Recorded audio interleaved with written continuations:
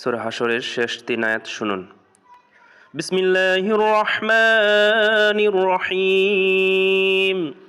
হুয়াল্লাহুল্লাযী লা ইলাহা ইল্লা হুয়া আলিমুল গায়বি ওয়াশ শাহাদাহ হুয়ার রহমানুর রহিম।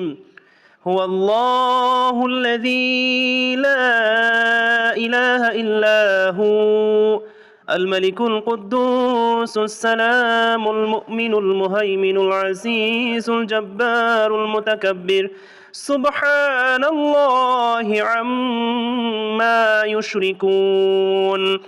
هو الله الخالق البارئ المصور له الأسماء الحسنى يسبح له ما في السماوات والأرض وهو العزيز الحكيم.